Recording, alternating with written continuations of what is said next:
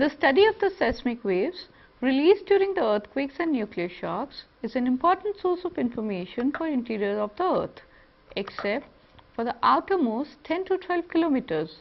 The interior of the earth is inaccessible to direct observation. Geologists and geophysicists therefore probe the interior of the earth by studying the shape of the earth's gravitational field, the pattern of propagation of natural and artificial seismic waves, the dynamics of the magnetic field and its record in rocks and sediments, and the amount and distribution of internal heat reaching the surface. If the earth was a uniform or uniformly layered spherical body, its gravitational field would be spherical and radially decreasing according to the inverse square law. The earth, however, is neither spherical nor uniform. Its gravitational field therefore varies from place to place in complex ways. Some information of the interior of the earth comes from the examination of surface rocks that were formerly near the base of the continental crust or the uppermost mantle. For example, the diamond bearing rock kimberlite in South African mines may have come up directly through the crust from the upper mantle at the depth of perhaps 35 to 40 kilometers. Metamorphic rocks such as the blue schist and the ecologites may have originated at the depth of at the most 40 to 60 kilometers by the volcanoes. In this lesson, let us study the following aspects. Number 1, layered structure. Number 2, crust. Number 3, mantle. Number 4, core. Number 5, temperature, pressure and density of the interior of the earth. Number 1, layered structure. The layered structure of the earth is explained by the study of seismology. Seismology is the study of elastic or seismic waves generated within the earth during the earthquake. The most important fact of seismic waves is relevant to the internal structure of earth. There are 3 types of seismic waves. These are P waves, S waves and L waves. Based on the study of these waves, the layer structure of earth is explained. The 3 types of seismic waves were recorded during each earthquake in a definite sequence at various seismographic stations. The P and S waves are recorded on the surface after having passed through materials deep within the earth and hence are considered important in the study of internal structure of the earth. From the study of travel time curves of these waves as obtained from various earthquake records, it is possible to calculate the velocity of any one type of these waves at any depth within the earth. A major change in the velocity of seismic waves at some specific depths below the surface in numerous records can cause discontinuities. There are 2 most significant seismic discontinuities. Number 1, Mohave discontinuity. Number 2, Mantle core discontinuity. The Mohave discontinuity is the major discontinuity named after A. Mohave. It occurs at the depth of 30 to 40 kilometers below the continents, 5 to 6 kilometers below the oceans and 60 to 70 kilometers below the mountains. It is observed that both P and S waves on reaching these depths undergo sharp increase in their velocity.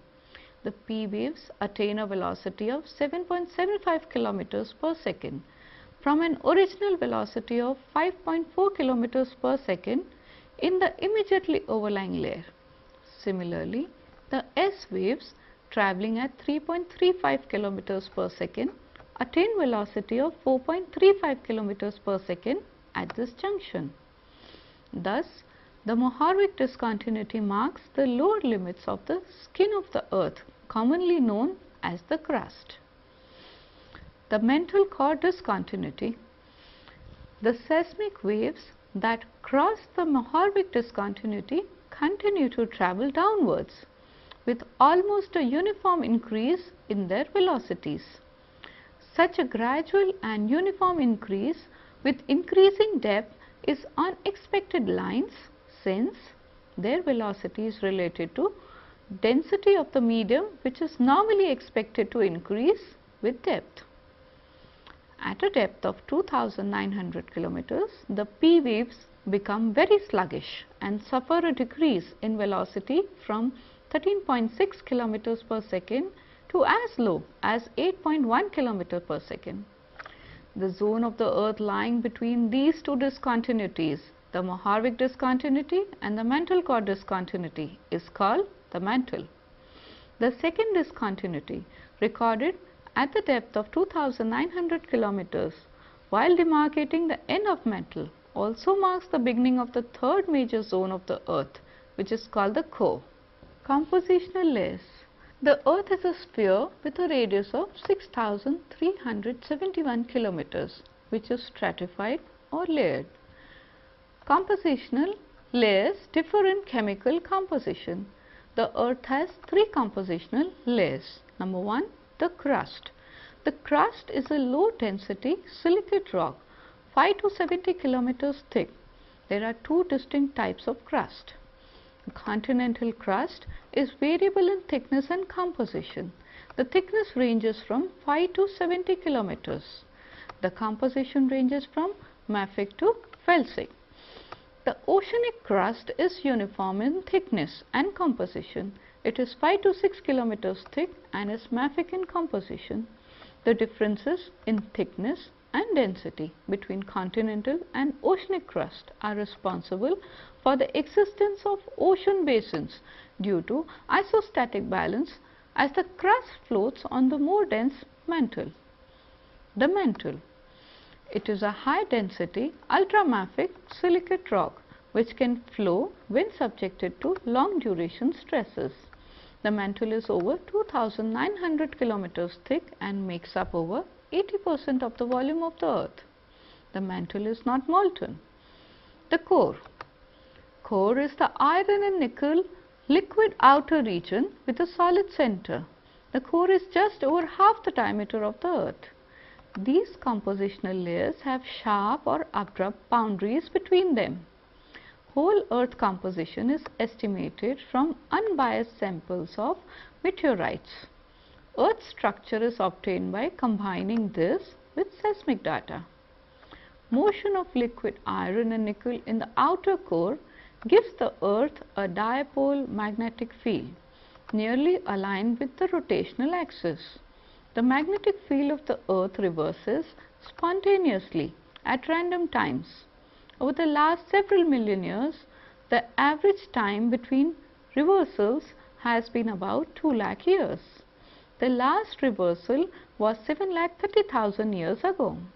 Reversals of the field probably involved a period of time, whereas the field weakens substantially and becomes disorganized or non-dipole, then reorganizes in the opposite polarity.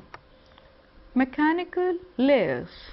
In addition to the compositional layers, the earth has mechanical layers too.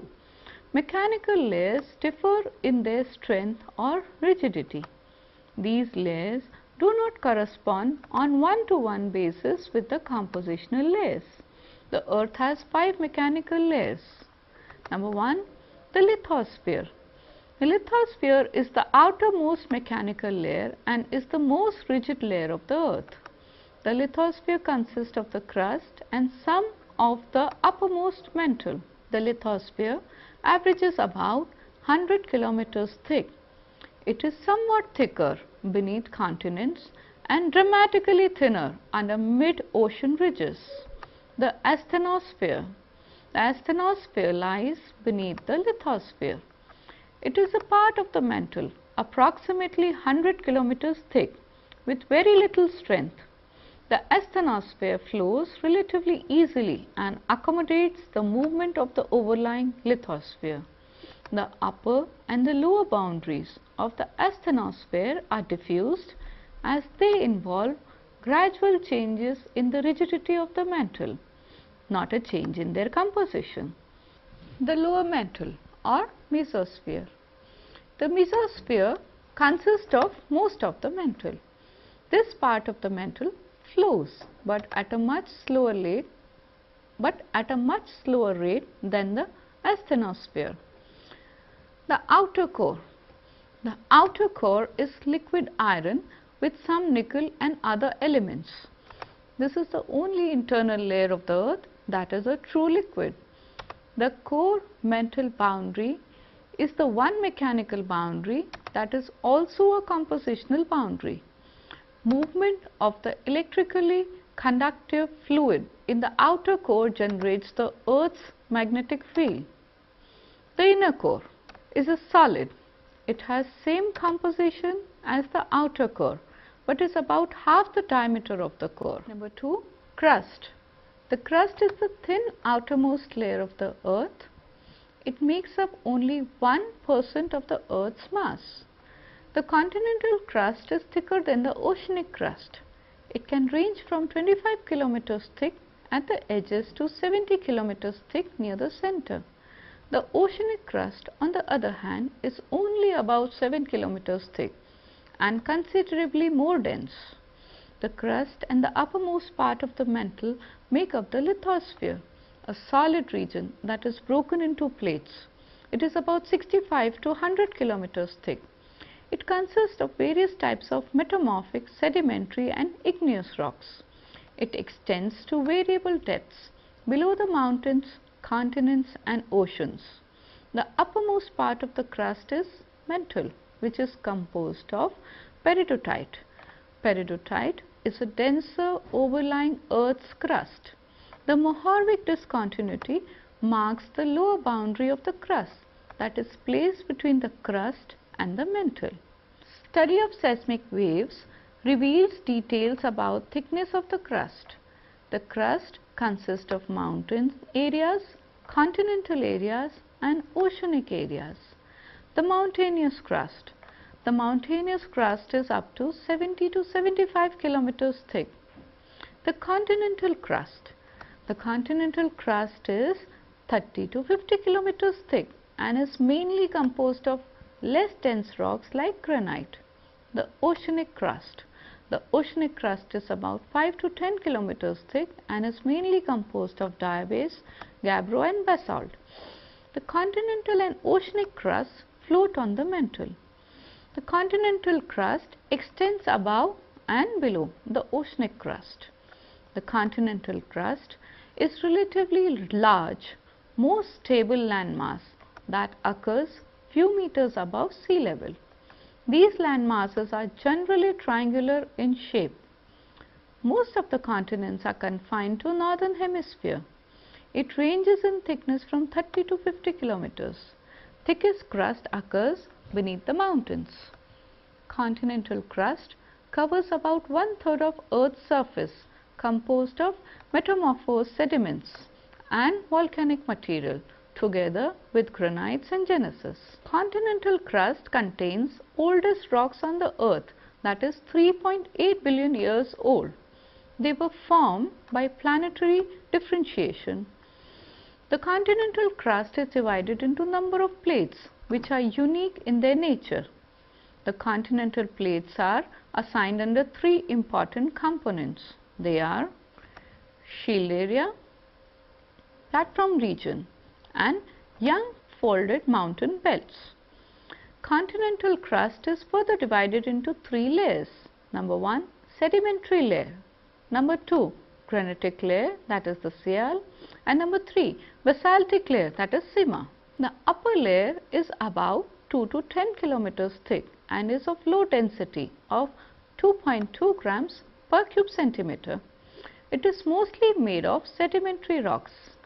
In this layer, the P wave velocities ranges from 1.8 to 5 kilometers per second. The middle layer is relatively dense, up to 2.4 to 2.6 gram per second, seismic, and is made up mostly of granites, gneisses and other related igneous and metamorphic rocks. At certain places, it acquires thickness of 20 kilometers or more. This layer is also called as granitic layer. The lowermost layer has density of 2.8 to 3.3 grams per cube centimeters, in which P P waves attain as high velocity as 6 to 7.6 kilometers per second. This layer is also referred as basaltic layer and acquires a thickness of 25 to 40 kilometers under the continents. The oceanic crust. The oceanic crust is approximately 5 to 12 kilometers thick and has an average density of 3 grams per cubic centimeters. The most important characteristics of the structure of the oceanic crust is its remarkable uniformity. There is a surface layer of marine sediments overlying igneous rocks which form 3 distinct layers. Layer 1, the upper sedimentary layer, varies comparably in thickness and composition. This layer consists of calcareous and siliceous shells of marine organisms together with red clay. The 3 igneous layers are each of uniform composition and thickness.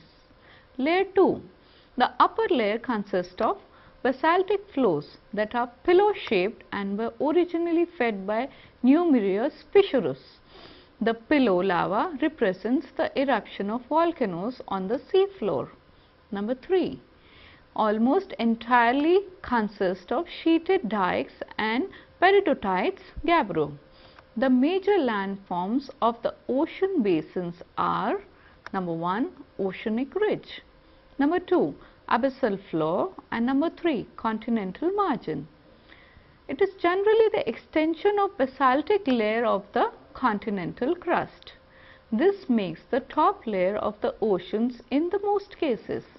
The oceanic crust is estimated to have a volume of 2.54 into 10 degree cube centimeter with an average density of 3 grams per cube centimeter. 3. Mantle. The zone between the crust and the central core, about 2,900 kilometers thick, is the Earth's mantle. The mantle constitutes more than 80% of the volume of the Earth. In the mantle, the speed of earthquake waves is so high that only very rigid and dense rocks such as pyroxenite or dunite will satisfy the observed conditions. Thus, it is presently thought that the mantle consists of solid ultramafic rocks made up of magnesium, iron, silicate minerals. Based on the behavior of seismic waves, the mantle is subdivided into 2 major parts, namely the upper mantle and the lower mantle. The upper mantle is marked by the presence of Mohave discontinuity and the lower mantle is marked by the Gutenberg discontinuity. Again, based on the behavior of the seismic waves, the upper mantle is divided into 2 parts. They are number 1, asthenosphere, and number 2, the transitional zone. The asthenosphere, it occurs up to depth of 400 kilometers. This zone behaves as plastic as well as elastic. Therefore, it is called elastico-viscous substance presumably. This zone within which the seismic waves travel slower, suggesting a layer having greater plasticity than the material above and below this layer. This velocity zone in the mantle is of fundamental importance in explaining many geologic processes. Transitional zone. Transitional zone is below asthenosphere and ranges from 400 to 650 kilometers. At a depth averaging about 400 kilometers, a sharp increase in P wave velocity occurs, suggesting a sudden increase in rock density. Rather than attributing this discontinuity to a sudden change in chemical composition of mantle rock, geochemists postulate that the atoms composing the rock are rearranged into a more closely packed arrangement. This kind of physical change in atomic structure is called a phase transition. Olivine, which is considered to be the major mineral component of the mantle, is capable of undergoing such a phase transition. The lower mantle.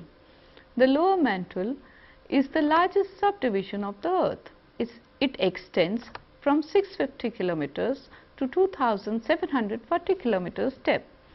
it is 49.2% by mass of earth and 72.9% of the mantle plus crust.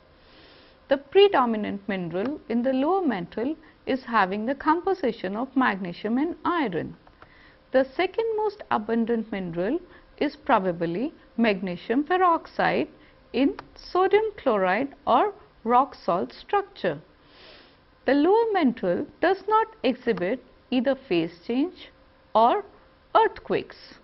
Density and the velocities of the P and S waves continue to increase downwards because of the increasing pressure. The atoms are simply squeezed closer together, but no further changes in crystal structure are possible. There is a sharp but not very smooth boundary between mantle and core. This continuity is called Gutenberg's discontinuity. Core. Below the mantle is the core, the center of the earth. It makes up nearly 1/3 the mass of the earth. The core is also divided into two regions, the inner core and the outer core. From seismic or earthquake waves, scientists believe the outer core is a liquid and the inner core is a solid. The outer core is made of iron and is very dense. Scientists hypothesize that the circulation of the outer core causes the magnetic field around the earth. It is believed to be circulating in the counterclockwise direction, giving us the North Pole in its present location. It switches about every million years. A record of this switching is recorded in the rocks both on the land and in the ocean crust. The inner core is made of solid iron and nickel. Many scientists believe it is kept in the solid state because of the extreme pressure from the other layers. From the speed of the Earth's rotation and from the amounts of its equational bulging and polar flattening, physicists have calculated that the most of the Earth's mass must lie close to its center. Sun and moon exert a pull on the Earth's equatorial bulge, causing a change in the tilt of the axis of rotation. The amount of this effect, which has been measured precisely, can be explained only by supposing that a large part of the Earth's mass is concentrated near its center. In other words, material of low or moderate density extend far down to a zone having much higher density. The only hypothesis consistent with the seismic observations and these effects of rotation and bulging is that an inner spherical mass below a depth of 2,900 kilometers constitutes the core of the earth. The core is the innermost zone of the earth. It is about 3,100 kilometers in thickness. Based on the behavior of P and S waves, the core is divided into two parts. They are the outer core and the inner core. The outer core lies from 2,900 kilometers to 5,156 kilometers. The core boundary is quite definite because the P waves of high frequency are reflected back to the surface from the boundary, and the outer core does not transmit shear waves and is therefore a liquid. We know pressure and temperature increases downwards, and that increasing pressure raises the melting points of minerals. At the boundary of the Earth's core, in a zone of great pressure and temperature, liquid material underlies solid material. This can be caused by a change of chemical composition. The melting point of the material composing the liquid core must be lower than that of the solid material just outside the core. In this zone, the density is about 10 to 12 grams per cube centimeter and the pressure is 2000 to 3000 kbs. This fluid part of the core may be the source of Earth's magnetic field. That is, according to one hypothesis, now much in favor, the fluidiator core is continually stirred by convection like boiling water in a kettle butt, of course moving much slower than water. If the core consists of metals, then It is an electrical conductor. The motion of an electrical conductor generates electric currents as in a dynamo. Electric currents in turn give rise to magnetic field. According to this hypothesis, the slow shifting of the magnetic pole is caused by slow turbulence in the outer core. The inner core. The inner core lies from 5,156 kilometers to 6,371 kilometers. Evidence from earthquake seismology has also revealed that the inner part of the core, to a radius of about 1,220 kilometers, behaves differently from the rest of the core. This behavior suggests a solid state rather than the liquid state of the outer core. It seems reasonably certain that the inner core is composed of iron alloyed with a small amount of a heavier metal such as nickel. The speeding up of P waves in the directions they are refracted at a depth of 5,000 kilometers are evidence that at this depth liquid material is underlain by solid material. Presumably, increased pressure is responsible for it. Next is the temperature, pressure and the density of Earth's interior. First, temperature. The data from drill holes and deep mines reveal that the temperature rises with the depth in the earth at the approximate rate of 1 degree centigrade per 100 meters or 1 degree Fahrenheit per 50 feet. The increase in temperature is rapid in first 200 kilometers of depth, but the rate of increase falls off sharply below this depth. Through the core, temperature increase is very gradual and reaches a maximum estimated of about 2,500 degrees Celsius or 2,775 degree Kelvin at the Earth's center. Next is pressure. The pressure occurs due to the weight of the overlying material and can be calculated with the knowledge of specific gravity and seismic studies. There is increase in pressure in the Earth's center where it reaches about 3,500 kb. The confining pressure is greatest here because the weight of the entire Earth mass is directed towards that point. This confining pressure has profound effects upon the physical properties of rocks and their behavior when equal stresses are applied. Last is density. Density is defined as the mass per unit volume and is usually expressed in grams per cube centimeter, written as G/cm3. If the Earth is considered to be spherical in shape, then using known value of Earth's radius and mass, its density can be determined. The average density of the Earth is thus calculated to be 5.52 grams per cube centimeters.